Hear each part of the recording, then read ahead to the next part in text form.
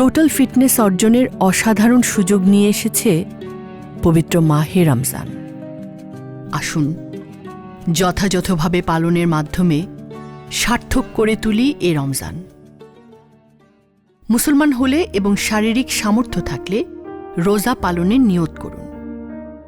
চিকিৎসা বিজ্ঞানীরা রোজাকে এখন বহুবিধ শারীরিক উপকারের মাধ্যম হিসেবে বিবেচনা করছেন। রোজা রাখলে অটোফেজি নামক এক প্রাকৃতিক নিরাময় প্রক্রিয়া চালু হয় দেহে, যা দেহকে বিষাণুমুক্ত করে। অটোফেজি তুঙ্গে পৌঁছায় উপবাসের 12 থেকে 16তম ঘণ্টায়।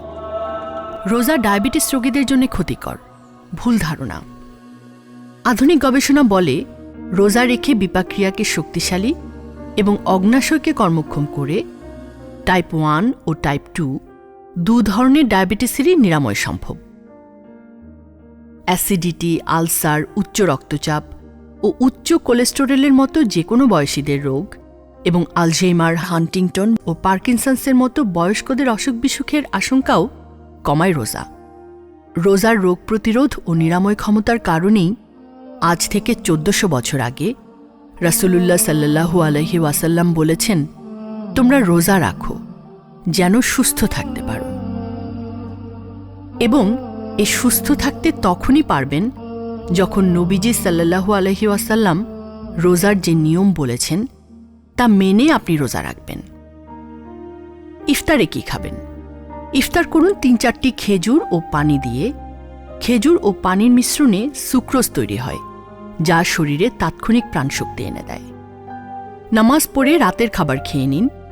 খাবারে ভাত, রুটি, শাকসবজি, ডাল এবং মাছ, মাংস বা ডিমের যে কোনো একটা রাখতে পারেন, সাথে সালাদ, লেবু, ছোলা অথবা টক দই।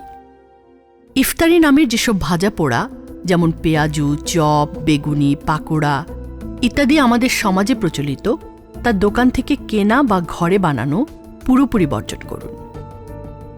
বর্জন করুন ফাস্টফুড এবং হোটেল রেস্তোরাঁর বিভিন্ন মশলাদার ও গুরুপাক খাবার। পোলাও, বিরিয়ানি, তেহারি, মোগলাই, হালিম, চাইনিজ ফুড, গরু ও খাসির গোশত এ মাসে যত কম খান তত ভালো। সেহরিতে কি খাবেন? প্রোটিন পানির তৃষ্ণা বাড়ায়। সেহরিতে তাই মাছ, মাংস বর্জন করুন। খিচুড়ি, ডিম, ডালও খাবেন না। অল্প ভাত, সবজি বা কলা, খেজুর বা দই চিড়া খান।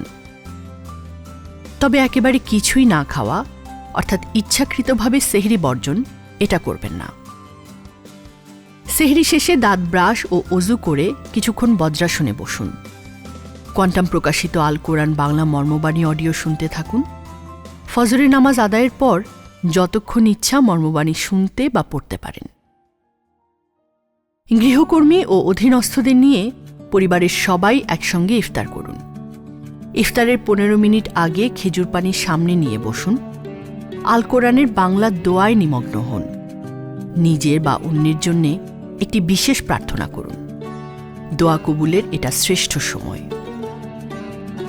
আপনি জানেন কোরআন নাজিলের মাস রমজান। আল্লাহ কোরআনকে বলেছেন, বিশ্বাসীর জন্যে কোরআন হচ্ছে শেফা ও রাহমত স্বরূপ। সূরা বানী ইসরাইল, আয়াত 82। শেফা বা নিরাময় আসলে শারীরিক থেকে শুরু করে মানসিক ও আত্মিক যত রকম বিকৃতি, আসক্তি, বিদ্বেষ ও অস্থিরতা সবকিছুরই হতে পারে। কোরআন আসলে আপনার মনছবি বাস্তবায়নেরই হাতিয়ার। আর এজন্যে কোরআনকে মানতে হবে, জানতে হবে। আগামী 20 থেকে 26 ফেব্রুয়ারি 2026 ওয়াইএমসিএ ভবন, কাকরাইলে অনুষ্ঠিত হবে কোয়ান্টামে খতমে কোরআন, ধ্যানের স্তরে কোরআন অনুধ্যানের আয়োজন, যা অনলাইনে স্ট্রিম হবে দেশ বিদেশের কোয়ান্টামের বিভিন্ন শাখা ও কার্যালয়ে। 52 ঘণ্টাব্যাপী এ কোরআন ধ্যানে অংশ নিন। লাভ করুন 124 কোটি বছরের ইবাদতের সওয়াব। পড়ুন হাদিস শরীফ বাংলা মর্মবাণী। নবীজি সাল্লাল্লাহু আলাইহি ওয়াসাল্লামের পবিত্র বাণীর সহজ সরল বাংলা মর্মান্তর আপনার অন্তরে সৃষ্টি করবে এক অভাবিত অনুরণন। অন্তত 40টি হাদিসকে আত্মস্থ করুন। নবীজি সাল্লাল্লাহু আলাইহি ওয়াসাল্লাম বলেছেন, 40টি হাদিসের জ্ঞান যে আত্মস্থ ও সংরক্ষণ করবে, মহাবিচার দিবসে একজন জ্ঞানী হিসেবে তার পুনরুত্থান হবে এবং আমি অর্থাৎ নবীজি সাল্লাল্লাহু আলাইহি ওয়াসাল্লাম তার শাফায়াতকারী হব। সেই সাথে বিতরণ করুন পরিচিতদের মাঝে। বিদায় হজের ভাষণে নবীজি সাল্লাল্লাহু আলাইহি ওয়াসাল্লাম বলেছেন, হে মানুষ, তোমরা যারা এখানে হাজির আছো, আমার বাণী সবার কাছে পৌঁছে দিও। যার কাছে এ বাণী পৌঁছাবে, হতে পারে সে তোমার চেয়েও এ বাণীর উত্তম সংরক্ষক ও প্রচারক। সারাদিন না খেয়ে থাকলেই রোজা হয় না।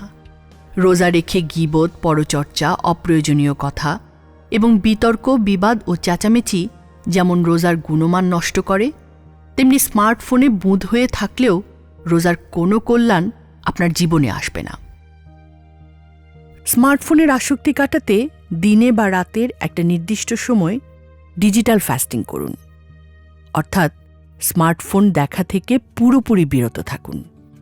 রমজান মাসে নফল ইবাদত ফরজ আদায়ের সমান সওয়াবের, আর একটি ফরজ ইবাদত ৭০টি ফরজ আদায়ের সমান সওয়াবের। রমজানে তাই রোজা রাখা ও আনুষঙ্গিক ইবাদতকে প্রাধান্য দিন। নামাজ আদায়ের পর নীরবে ৩৩ বার সুবহানাল্লাহ, ৩৩ বার আলহামদুলিল্লাহ, ৩৪ বার লা ইলাহা ইল্লাল্লাহু আল্লাহু আকবার পড়ুন। নবীজি সাল্লাল্লাহু আলাইহি ওয়াসাল্লামের সুন্নত হিসেবে তারাবি পড়তে সচেষ্ট হন। সেহরির আগে তাহাজ্জুদ নামাজ আদায় উত্তম ইবাদত। নবীজি সাল্লাল্লাহু আলাইহি ওয়াসাল্লাম বলেন, এ মাসে এমন একটি রাত বা শবে কদর আছে যা হাজার মাসের চেয়েও উত্তম। শেষ 10 রমজানের বিজোড় রাত্রিতে ইবাদতে নিমগ্ন হন। রমজানকে কেনাকাটা সর্বস্ব করে ফেলবেন না। জরুরি ও আবশ্যক ছাড়া বাইরের অন্যান্য কাজ রমজানের আগেই সেরে ফেলুন। রমজান খাদ্য সংযমের মাস, খাদ্য উৎসবের নয়। ইফতার পার্টির ভোজন বিলাস বা সেহরি পার্টির মতো ভ্রষ্টাচারে অংশ নেওয়া থেকে বিরত থাকুন। দ্রব্যমূল্য বৃদ্ধির কারণে সমাজের যে বিপুল সংখ্যক মানুষ খাদ্য সংকোচে বাধ্য হচ্ছে, তাদের সাথে একাত্মতা অনুভব করুন। খাবার খরচ ও ঈদের খরচ বাঁচিয়ে নিরন্ন ও এতিমের জন্য দান করুন। রমজানে নিরন্ন ও এতিমের কল্যাণে দান ৪,৯০০ গুণ সওয়াবের। রোজা রেখেও রক্ত দেয়া যায়। কোয়ান্টাম ল্যাবে রক্ত দিন, বাঁচান ৪টি প্রাণ। রমজানে তা হবে ২৮০টি প্রাণ বাঁচানোর সমান। এক চান্দ্র বছর আপনার কাছে ১,৯৩,০০০ টাকা জমা থাকলেই আপনি জাকাত দাতা।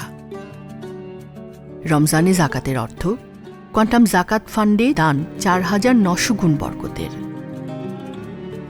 রমজানে সামাজিক ফিটনেসের চর্চা করুন, সবাইকে আগে সালাম দিয়ে, বাস্তব যোগাযোগ বাড়িয়ে এবং শুক্রবারের সাদাকায়ন কার্যক্রমে অংশ নিয়ে। এ রমজানকেই মনে করুন আপনার জীবনের শেষ রমজান। আত্মশুদ্ধি ও হুক্কুলিবাদে সাধ্যমতো অংশগ্রহণ করুন। এবারের রমজান হোক আপনার জীবনে টোটাল ফিটনেস অর্জনের।